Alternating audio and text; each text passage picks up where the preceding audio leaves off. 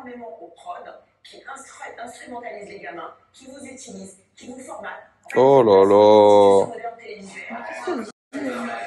Oh là là. C'est le procès de la télé-réalité. Allez. Oh là là. Étriqué. Qu'elle est étriquée, celle-là. Oh putain. Ça y est. Alors moi, je vous dis, ça fait 7 ans que je fais de la télé. Je remercie la télé. Je remercie ma production, Banijé, Magali. Et ciao. Ça ne va plus, ça ne va plus, ça ne va plus. Je pars en débrief. Débrief du soir. Je ne le fais jamais. Un sujet qui m'a horripilé.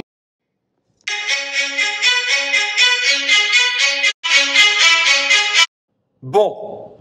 Débrief un peu spécial. Qu'est-ce que c'est ce bordel? Voilà. Donc je regardais TPMP pour ne pas citer l'émission. Et en fait, ben je la ferme. La mayonnaise commence à monter et crescendo, le Lord, voilà, vous reçoit pour un débrief en calbar banane, tout simplement parce qu'il en a marre. J'en ai marre. Alors là, je le prends avec humour parce que je suis quelqu'un de fun, je suis quelqu'un de voilà. Et moi, quand je parle, je ne vais pas être trash, je ne vais pas insulter, je ne vais pas dénoncer. Les gars, j'ai pas besoin de buzz, très sincèrement. Si j'aurais voulu faire du buzz sur toutes les histoires qu'il y a eu dans les mois, les jours passés, j'aurais pu ouvrir, Donc croyez-moi, que ce soit moi ou ma femme, vous me verrez jamais sur un plateau télé à colporter de la merde ou tout simplement dire ceci sur un tel. Non. J'ai travaillé avec des gens, ça s'est moins bien passé. Lors d'une interview, on peut peut-être évoquer, mais je n'irai jamais dénigrer, etc. Les gars, c'est un travail. La télé-réalité, à l'heure actuelle, c'est un travail. Il y a des gens qui vivent de ça. Je ne parle pas pour moi. Je ne parle aussi pour la production. Des gens qui ont fait des études pour ça.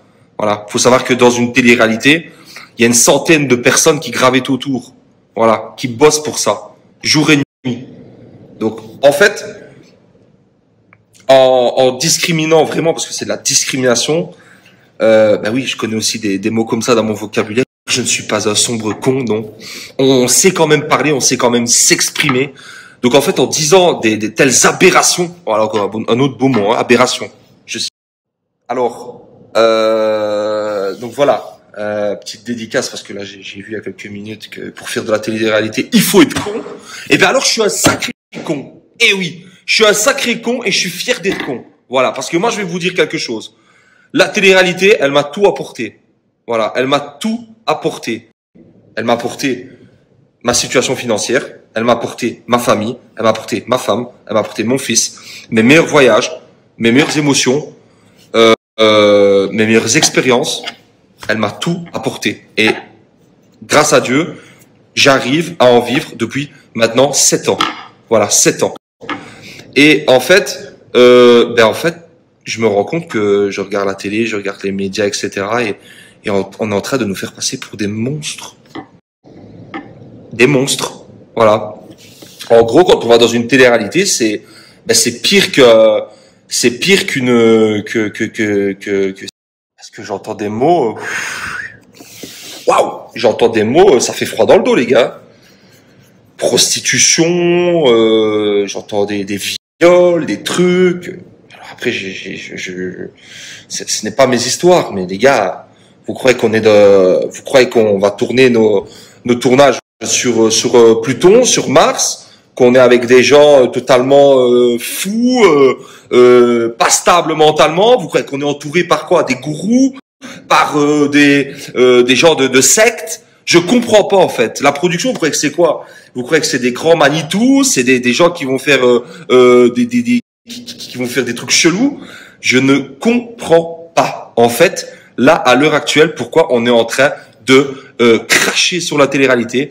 Pour certains, sont en train clairement de cracher dans la soupe qu'elles ont bu et rebu depuis des années. Je ne comprends pas. Je ne comprends pas, c'est quoi?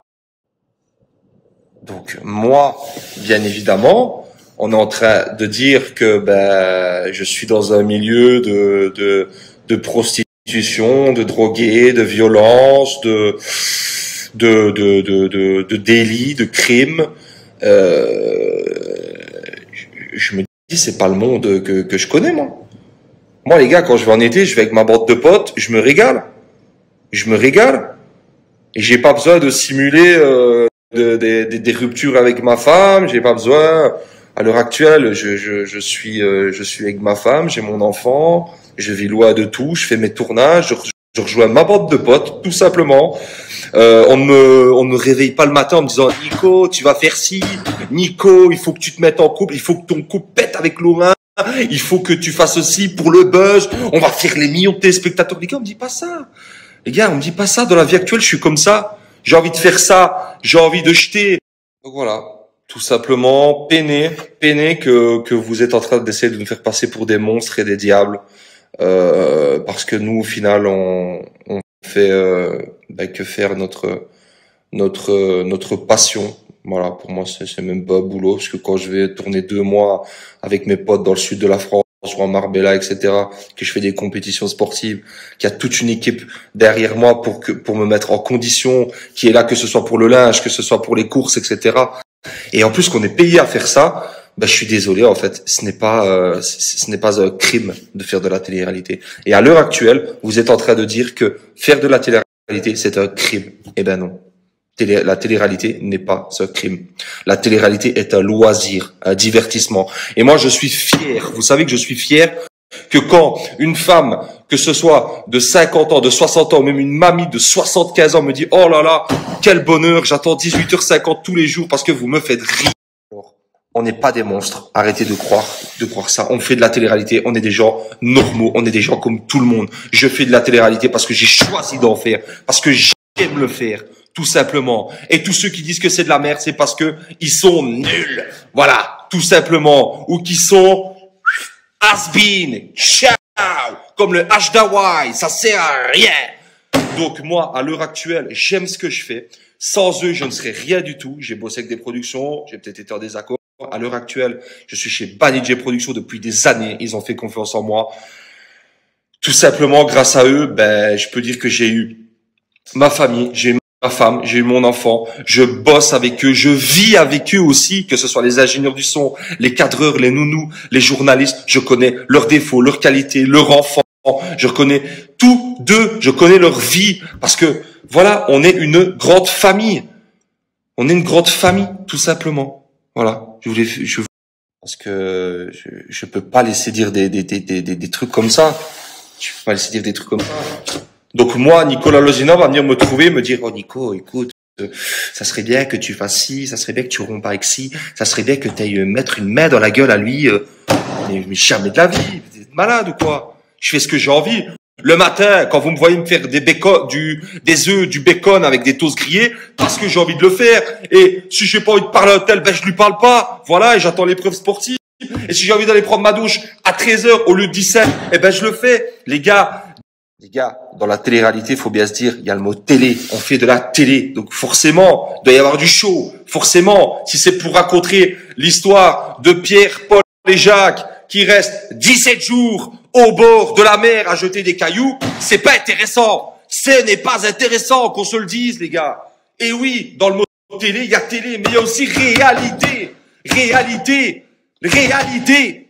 À l'heure actuelle, c'est une réalité. Je suis heureux. J'ai ma famille, j'ai mon enfant, parce que c'est grâce à la télé-réalité. Et oui, et merci Florence Fayard, merci Benjamin Diazy, merci Cécile Martoun, merci Gigi, merci tout le monde les gars, tout le monde, voilà. Et merci aussi à mon agent, Magali.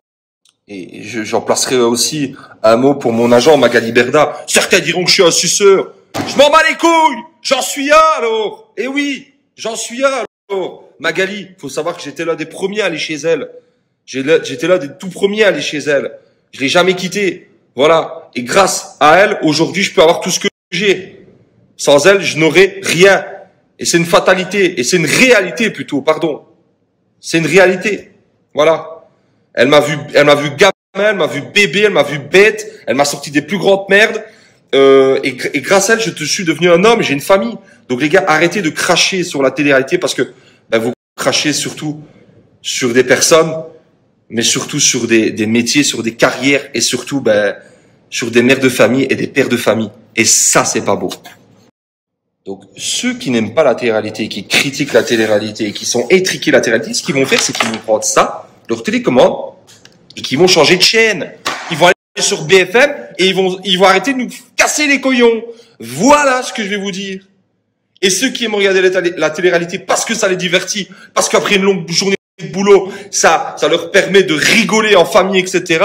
Eh ben, continuez. On est là pour le show. J'aime ce que je fais et je ne changerai pas. Merci à tous. Je vous aime. Ciao!